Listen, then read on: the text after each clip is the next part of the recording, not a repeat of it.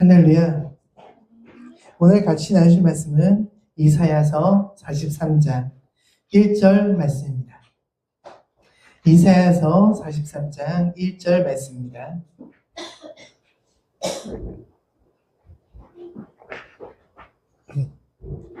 다 같이 합독하겠습니다. 그러나 이제 야곱아, 너를 창조하신 주님께서 말씀하신다. 이스라엘아, 너를 지으신 주님께서 말씀하신다. 내가 너를 속량하였으니 두려워하지 말아라. 내가 너를 지명하여 불렀나니 너는 나의 것이다. 아멘. 오늘은 주님이 지으신 가치 있는 나라는 주제로 같이 말씀을 나눠보겠습니다. 이번 주 주일부터 주기도문에 대해 같이 알아보는 시간을 가지고 있습니다. 주기도문의 가장 큰 목적은 예수님께서 알려주신 기도라는 점입니다. 그래서 우리가 먼저 기도란 무엇인가에 대해서 알아보는 시간을 가지고 있습니다. 먼저 우리가 기도를 드려야 하는 이유는 하나님의 명령이기 때문입니다. 우리는 기도에 대해서 이러한 생각을 가질 수 있어야 됩니다. 내가 기도를 드리는 유일한 이유는 하나님의 계명이기 때문이다. 하나님의 계명이기 때문에 그의 순종에 기도를 드리는 것입니다. 다른 그 어떠한 것도 하나님의 명령보다 먼저가 될 수 없습니다. 그리고 또 다른 하나는 하나님과 함께하며 소통하는 것입니다. 소통은 막히지 않고 서로 뜻이 잘 통하여 오해가 없는 것을 말합니다. 우리가 기도를 드리는 것은 성령님과 막히지 않고 그분의 뜻을 올바로 알아 말씀을 바르게 알아가기 위해서입니다. 이 기도의 과정을 통해 우리는 하나님과의 관계를 회복할 수 있습니다. 그럼 우리가 하나님과의 관계를 회복하기 위해서, 소통하기 위해서 기억해야 될 사실은 무엇입니까? 그것은 복음입니다. 우리는 십자가의 복음을 통해 아버지 앞에 나아갈 수 있게 되었고, 화목 제물이신 예수를 통해 하나님과 나와의 관계가 회복되었습니다. 그래서 우리는 아버지 앞에 기도드릴 수 있게 되었고, 하나님의 뜻을 알 수 있게 된 것입니다. 복음을 통해 기도드릴 수 있게 되었다는 것, 기도를 통해 하나님의 뜻에 대해서 올바로 알 수 있는 길이 열렸다는 것, 우리는 이 사실을 잊지 않고 항상 기억하며 살아갈 수 있어야 됩니다. 주님을 잊은 백성들을 주님께서 부르셔서 기도의 자리에 세우셨습니다. 주님은 우리와 관계를 회복하기 원하십니다. 내가 성도가 되어 아버지 앞에 기도를 드릴 수 있는 것은 내 노력과 수고를 통해서 이루어진 것이 아닙니다. 하나님께서 태에 중에 나를 짓기도 전에 복음의 은혜를 통해서 나를 선택하시고 부르셔서 가능한 일입니다. 주님께서 나를 부르셔서 선택하셨기 때문에 나는 가치 있는 삶을 살아갈 수 있는 사람이 되었습니다.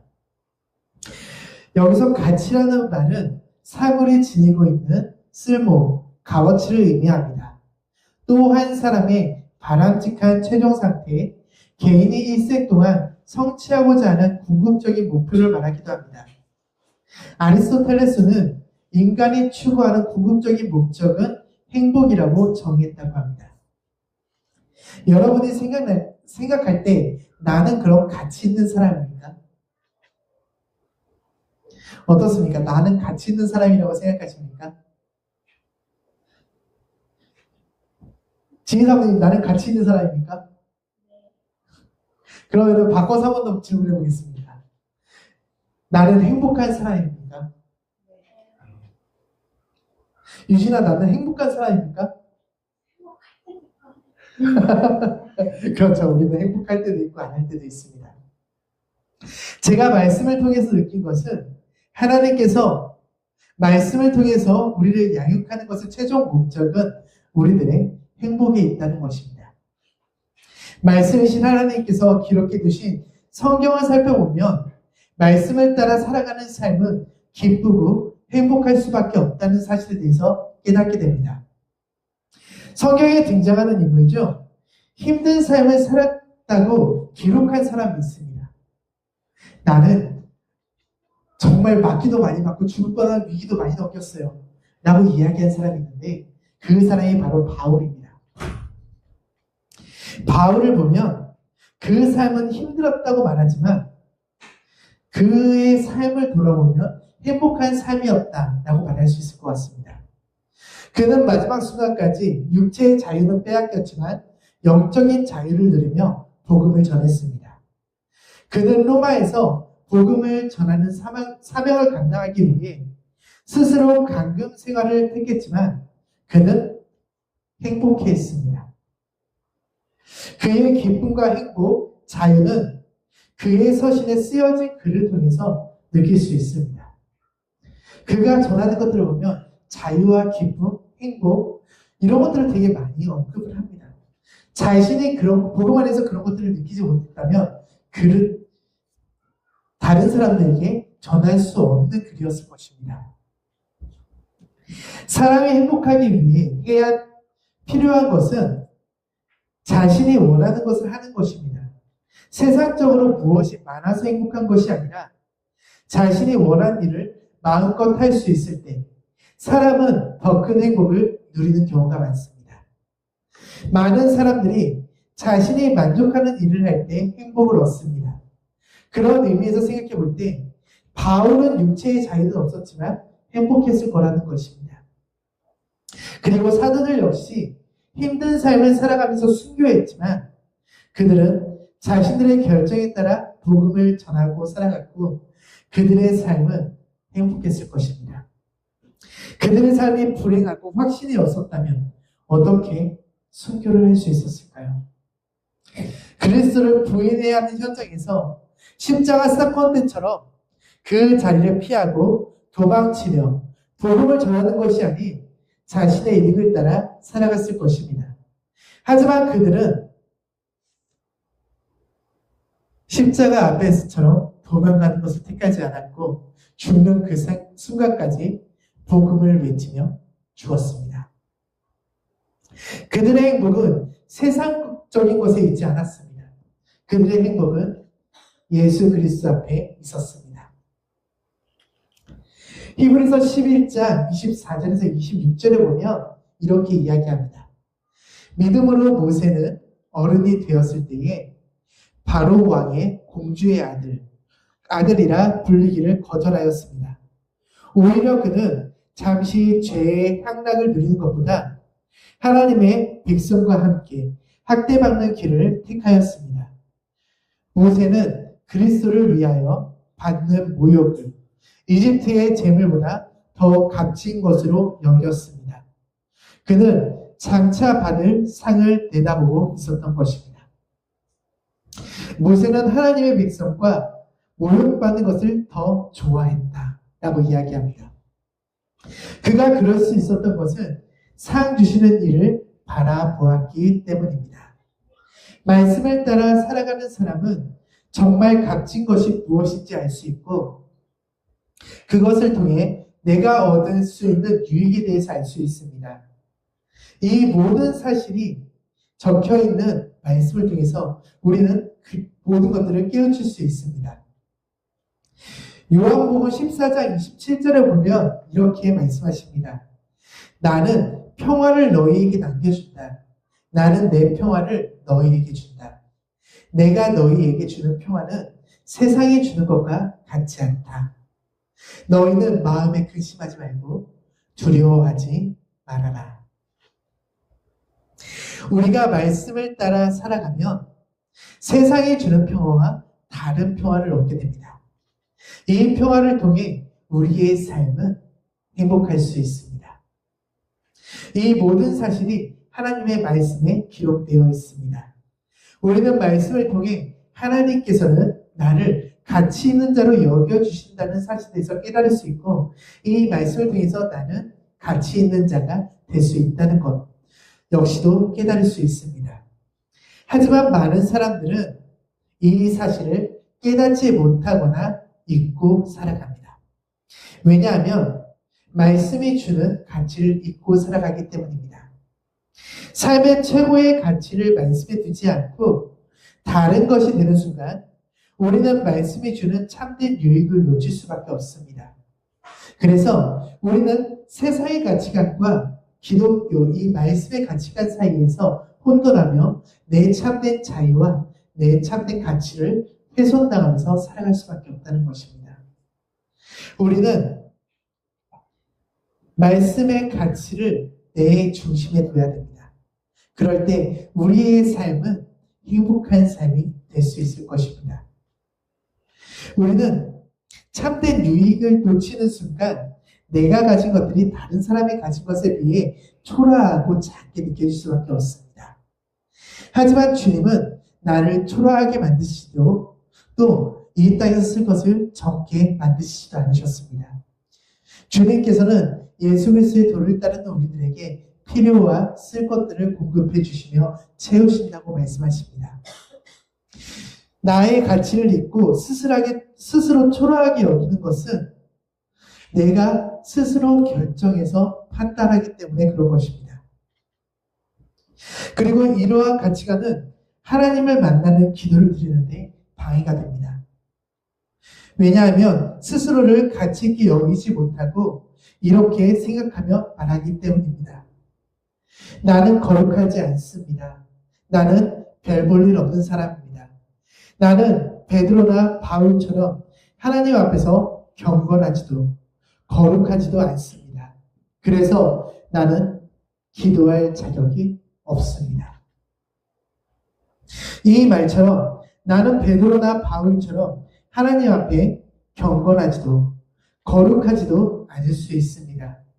하지만 그것이 기도의 자격을 결정하는 것이 아닙니다. 베드로나 바울에게 주어진 성령과 말씀이 나에게 주어진 것보다 귀하거나 거룩하다고 생각하십니까? 그렇지 않습니다. 주님은 모든 사람에게 공평합니다. 이것은 그 사람이 악한 사람일 경우에도 마찬가지입니다. 마태복음 5장 45절에 보면 그래야만 너희가 하늘에 계신 너희 아버지의 자녀가 될 것이다. 아버지께서는 악한 사람에게나 선한 사람에게나 똑같이 해를 떠오르게 하시고 이로운 사람에게나 불의한 사람에게나 똑같이 비를 내려주신다. 여러분, 정말 열심히 하나님 앞에서 살아간 사람들이 있었어요. 그런데 하나님께서는 그 열심히 살아간 사람들보다 죄인들이 회개하러 왔을 때 더 기뻐하신다고 말씀하십니다. 그들은 불의한 삶을 살았잖아요. 악한 삶을 살았잖아요. 그런데도 주님께서 그들이 회개하고 돌아오면 그 기도를 들어주신다고 말씀하십니다. 즉 우리가 이전에 살아갔던 삶과 상관없이 우리는 언제나 하나님께 기도드릴 자격을 가지고 있다는 것입니다. 주님은 모든 사람에게 공평하게 은혜를 내려주십니다. 이것은 내가 살아간 방식과 관계가 없습니다. 주님께서는 은혜를 베푸십니다. 그 은혜를 통해 나에게 기도할 자격이 주어졌습니다. 다른 사람과 비교하며 나에게 기도할 자격이 있을까? 라고 생각하는 것은 매우 잘못된 생각입니다. 나의 기도를 주님께서 들어주실까? 라고 생각하는 것 역시 잘못된 생각입니다. 누군가와 비교하는 것은 절대적인 기준이 아니라 상대적인 기준입니다. 우리는 반드시 기억해야 될 사실이 한 가지 있습니다. 주님의 기준은 절대적입니다. 말씀을 통해 정해진 이 기준은 변하지 않습니다. 우리가 하나님께 기도를 드리며 하나님 앞에 나아가는 것이 상대적이 아닌 절대적인 기준이 될 수밖에 없는 이유가 있습니다. 그 기준이 그 말씀의 기준은 변할 수 없기 때문입니다. 하지만 사람의 기준은 변할 수밖에 없습니다. 시대에 따라 기준은 점점 변합니다. 요새 삶을 살아가면서 많이 느끼지 않습니까? 어렸을 때랑 지금이랑 하나님의 말씀의 법으로 비교해봐도 사람들이 허용하는 범위가 참 커졌구나, 넓어졌구나 라는 것을 많이 느낍니다. 그렇기 때문에 사람들이 가지고 있는 가치나 기준이 아니라 우리는 말씀에서 가치를 찾아야 되고요. 우리는 기도를 통해서 하나님의 뜻을 알아야 됩니다. 베드로전서 1장 25절에 보면 주님의 말씀은 영원히 있다. 이것이 여러분에게 복음으로 전해지는 말씀입니다. 라고 이야기합니다. 우리에게 복음으로 전해진 말씀은 영원하며 변하지 않습니다. 복음이 있기 때문에 우리는 구원을 얻을 수 있습니다. 복음은 죄인인 우리에게 기쁜 소식을 주시는 것입니다. 이 말씀은 영원히 변하지 않으며 예수님을 통해 구원받는다는 사실은 예수님이 재림하셔서 이 땅의 마지막 순간이 오는 그날까지 변하지 않을 것입니다. 그렇게 죄인인 우리가 아버지 앞에 나아갈 수 있는 것은 오직 예수 그리스도의 십자가의 공로를 통해서 이루어지는 것입니다. 여기서 우리가 기억해야 될 사실이 있습니다. 우리는 그럼에도 불구하고 죄인이라는 사실입니다. 바울은 자신을 완전히 거룩하다고 여기지 않았습니다.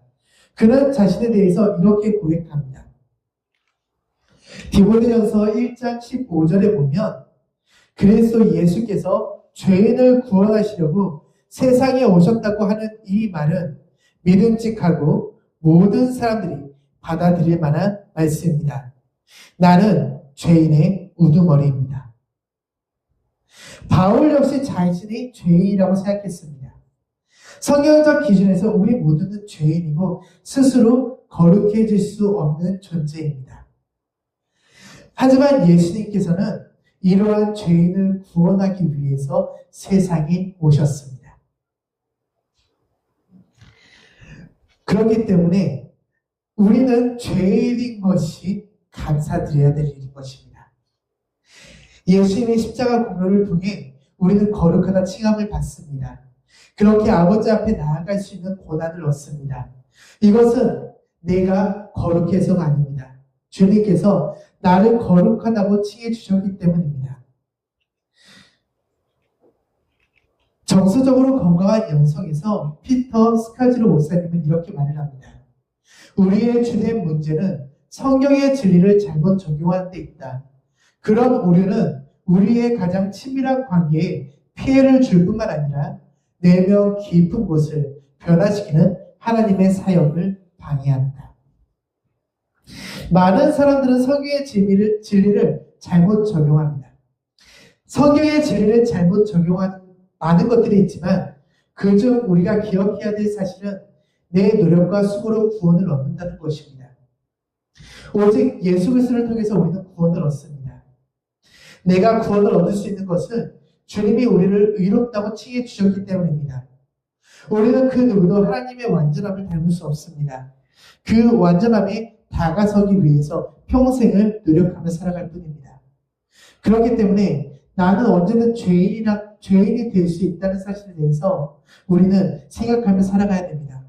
내가 하는 이 일이 죄가 될 수 있다는 것에 대해서 우리는 경각심을 가지고 살아야 됩니다. 그렇기 때문에 우리는 하나님 앞에 매일같이 기도드리는 삶을 살아갈 수 있어야 됩니다. 왜냐하면 어느 순간 나도 모르게 하나님의 뜻을 온전히 구분하지 못할 때가 있을지 알 수 없기 때문입니다.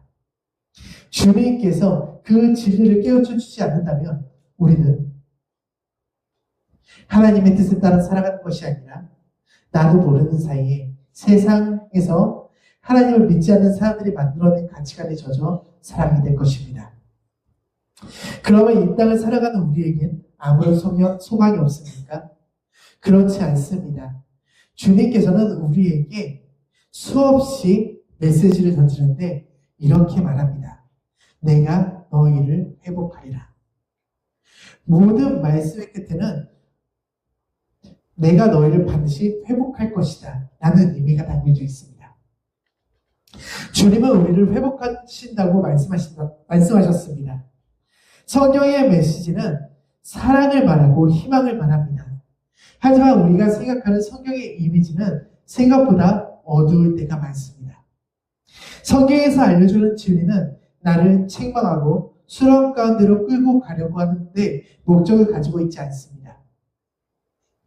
우리를 사랑 가운데로 끌고 와 그 사랑을 통해 하나님의 행복한 삶을 살아가게 하는 데 목적을 가지고 있습니다. 하지만 많은 사람들은 성경을 통해 우리에게 주시는 메시지를 잘못 적용하고 은혜의 원리를 다른 방식으로 적용합니다. 그렇다 보니까 주님께서 우리에게 참되게 주시려는 기쁨과 자유와 행복을 얻지 못하고 내 스스로 율법주의와 절망감 속에서, 죄책감 속에서, 정죄감 속에서 살아갈 수밖에 없는 것입니다. 그 결과 우리에게 찾아온 것은 정죄입니다. 그리고 그 정죄는 나를 이런 식으로 표현하게 됩니다. 나는 거룩하지 않습니다. 나는 별 볼 일 없는 사람입니다. 나는 거룩하지 않으며 기도할 자격이 없습니다. 사단은 끊임없이 우리에게 속삭일 것입니다. 너가 어떻게 하나님 앞에 나아갈 수 있어? 너가 어떻게 하나님의 말씀을 따를 수 있어? 너가 어떻게 하나님 앞에 영원히 평생 이 말씀대로 살아갈 수 있어? 다른 사람들도 그렇게 못 살아. 아니면 은근히 말할 것입니다. 정말 하나님께서 그렇게 말했어? 아닌걸? 잘 생각해봐.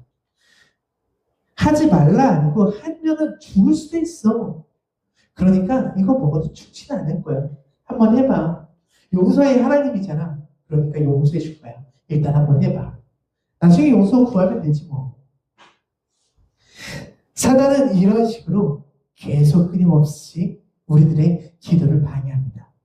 아무도 앞에 나아가는 것을 방해하고 기도의 자리에 서는 것을 방해합니다. 우리는 누구의 말을 들어야 되는가에 대해서 생각할 수 있어야 됩니다. 나는 누구의 말을 들어야 됩니까? 여러분, 나는 누가 만드셨습니까? 나는 하나님이 만들었습니다. 하나님께서 나를 어떻다고 말씀하십니까?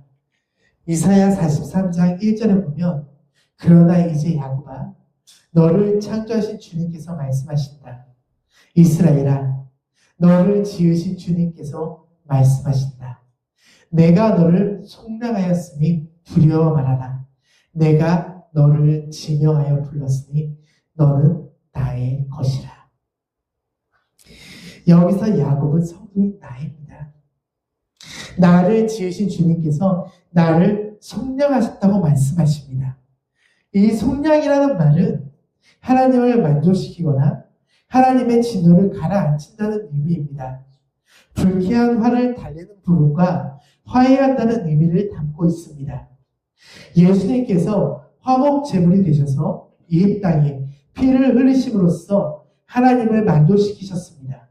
이 일을 통해 하나님의 진노를 멈추게 했으며 나와 하나님과의 관계를 회복시켰습니다.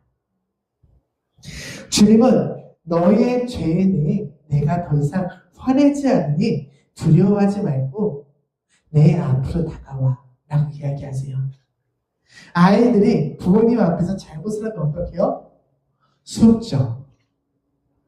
그 눈에 안 들려고 하고 부모가 불러도 못 들은 척해요. 우리 역시도 내 안에 죄가 있다는 걸 알잖아요.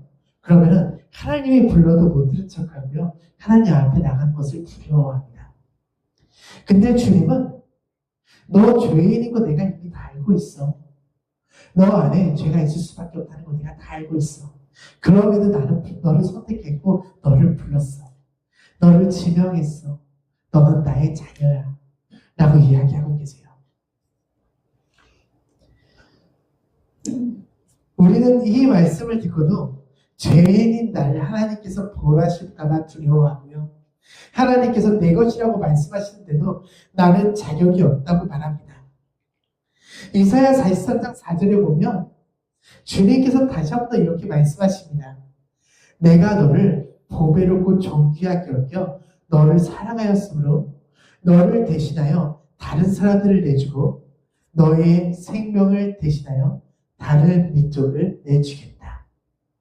주님은 나를 보배롭고 존귀하게 여겨 사랑하신다고 말씀하십니다.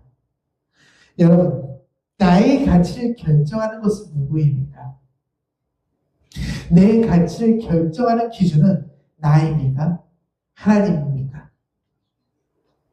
내 가치를 내가 결정한다면 아직도 나의 주인이신 하나님을 온전히 신뢰하지 못하는 결과를 불러올 수 있습니다. 내 가치와 판단과 근거는 상대적으로 누군가와 비교하며 내가 결정하는 것이 아닙니다.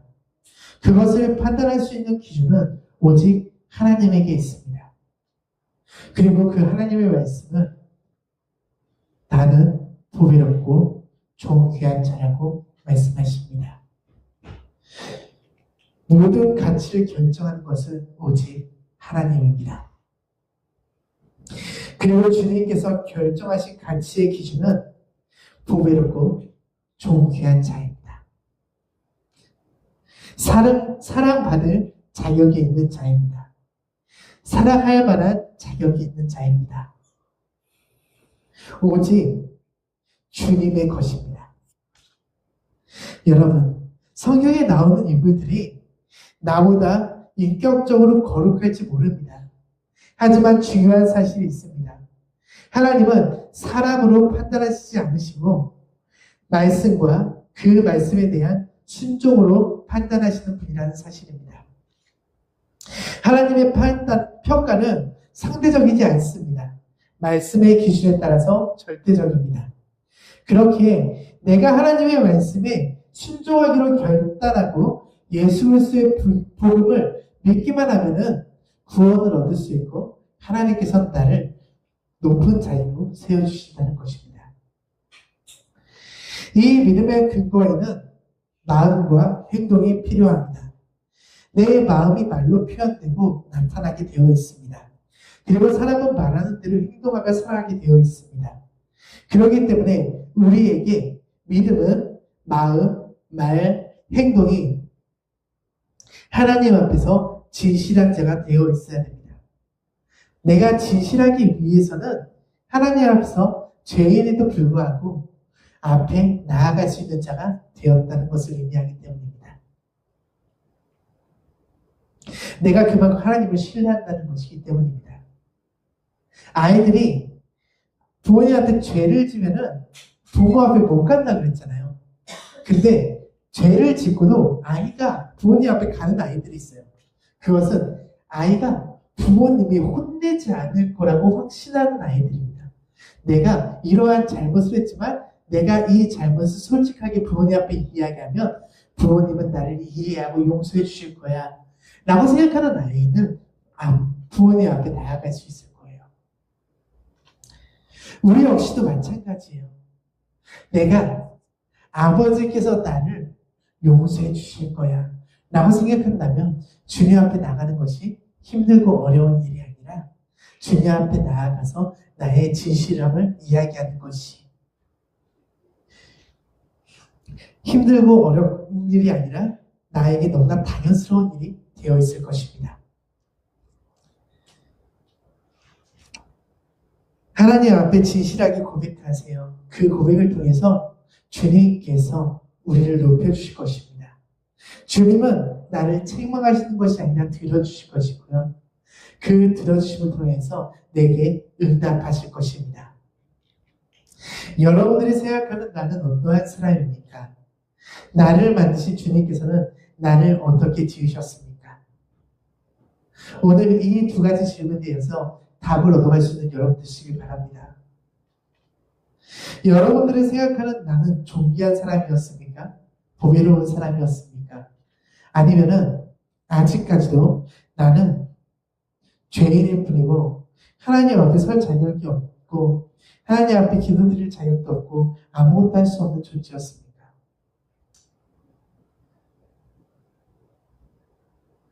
우리는 사실 하나님 앞에 자격이 없는 존재는 맞습니다. 근데 자격이 없지만 그럼에도 주님께서 허락하셨기 때문에 앞으로 나아갈 수 있다고 생각해야 됩니다. 주님께 기도드리는 것이 나의 의무임을 깨닫고 주님과 동행하는 것을 너무나 당연스럽게 생각할 수 있어야 됩니다.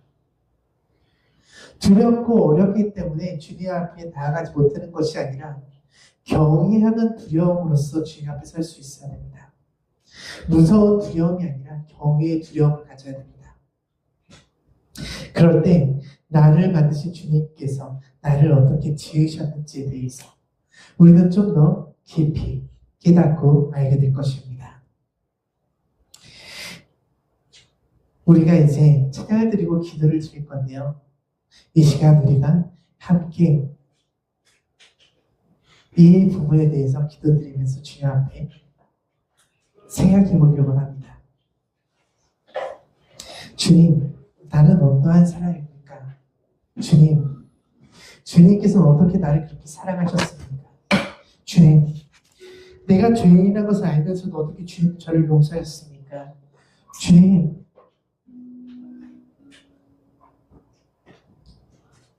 우리는 주님을 끊임없이 잊고 살아가는데 어떻게 주님은 단 한순간도 끊어지 않고 나를 사랑하며 나를 이해하며 나를 안아주며 내 뒤를 따라오셨습니까? 사람들은 주님의 십자가의 길을 조롱하고 주님의 고난을 이해하지 못했는데 아무에게도 이해받지 못하는 그 길을 어떻게 순종하면서 걸어가셨습니까? 이제 그 순종의 길을 같이 걸어가기를 원합니다. 그리고 그 순종의 길을 같이 걸어가면서 주님께서 십자가의 공로를 통해서 나에게 주신 의로움을 내가 얻고 아버지 앞에 서서 나의 아버지, 나의 아버지, 내가 죄인이었지만 이제 돌아왔어요. 주님과 함께 할게요. 나를 보배롭고 존귀하게 여겨주셔서 너무나 감사해요. 이제 잊지 않고 주님과 영원히 동행하며 아버지와 함께 이 땅을 거닐며 저 천국에서 영원히 함께 살아가는 자녀가 되겠습니다. 라고 고백할 수 있는 우리가 될 수 있기를 소망합니다.